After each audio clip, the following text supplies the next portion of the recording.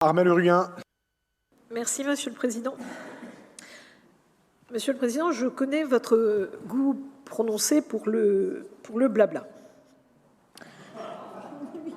Pourtant, lorsque près de 400 personnes se réunissent vendredi la semaine dernière pour assister aux assises régionales du logement ici à Quimper, dans le Finistère, je me dis blabla si on veut, mais vu l'ampleur, l'urgence et la complexité de la situation, le président de Calens sera sûrement là.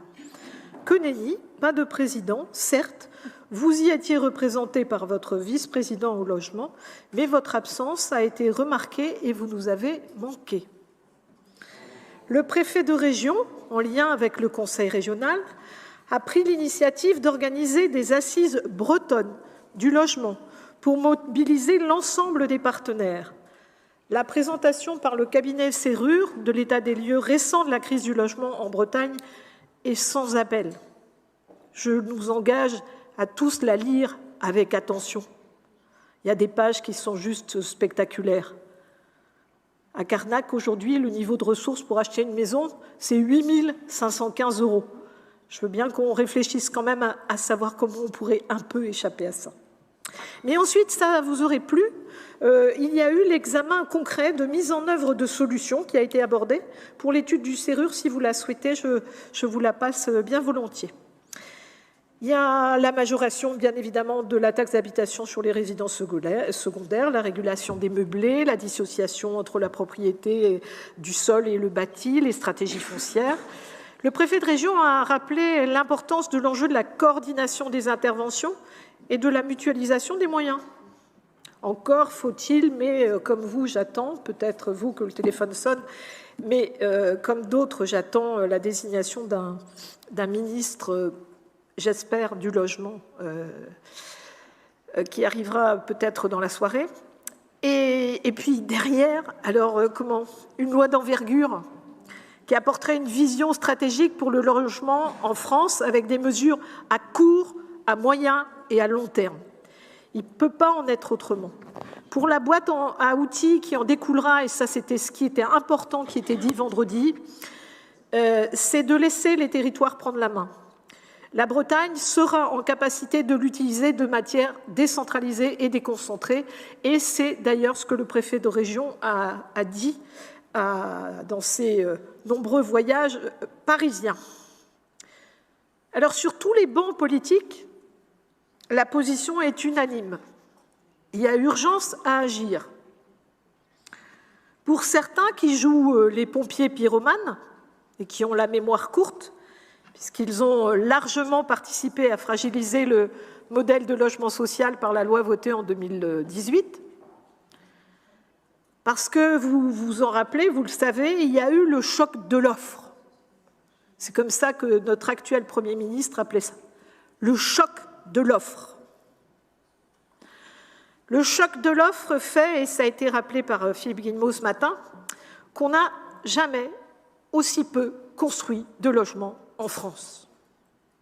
Espérons que le choc des savoirs, qui aujourd'hui occupe beaucoup les chefs d'établissement, les parents et tout le monde d'ailleurs ne produisent pas les mêmes effets parce que les chocs, on en a un peu ras la casquette.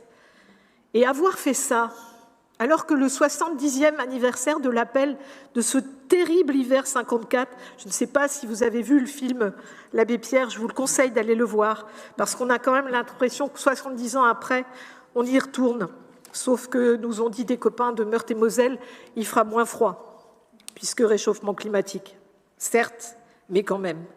Et on a choisi ce moment-là pour indiquer que le Premier ministre l'a fait, on allait signifier qu'il fallait revoir la loi SRU en y introduisant une part de logement intermédiaire pour les classes moyennes. Figurez-vous que, comme bon nombre d'entre nous, je lis le journal, les 2 journaux. On a la chance d'avoir 2 quotidiens. Monsieur le Président, Isabelle Le Callennec a écrit plusieurs fois dans les journaux sur les questions de logement depuis plusieurs mois, et je la lis avec intérêt. Elle qualifie cette volonté de prendre en compte les logements intermédiaires de provocation. Je suis totalement en accord avec ces propos. Et vous, Monsieur le Président, où êtes-vous dans cette mobilisation nationale? Nous ne cessons de vous poser cette question depuis 2 ans et demi. Pourtant, désormais, elle a tout pour vous plaire. Est-ce que vous savez comment s'appelle ce mouvement qui réunit à la fois le bâtiment, les élus, la FNAIM, l'Union sociale pour l'habitat? Elle s'appelle Alliance pour le logement. Alors, s'il vous plaît, Monsieur le Président, donnez-nous des signes concrets de votre volonté d'agir au-delà de ce que vous nous répondez depuis des mois. Il en va de la crédibilité des propos que vous tenez en matière d'économie, en matière d'aménagement du territoire, en matière de mobilité, en matière d'environnement. Et sachez, Monsieur le Président, que nous sommes tous disposés à travailler à vos côtés sur la question du logement en Finistère, mais cela suppose que vous vous exprimiez sur ce que vous attendez vraiment de tout cela. Je conçois que la période soit dure, mais le Finistère ne peut pas passer à côté de cette mobilisation et participer à donner des éléments, à étayer des arguments pour la prochaine loi logement, parce qu'il y a des spécificités qui s'entendent en Bretagne et elles s'attendent encore un peu plus dans le Finistère pour nombre d'entre elles. Merci, Monsieur le Président.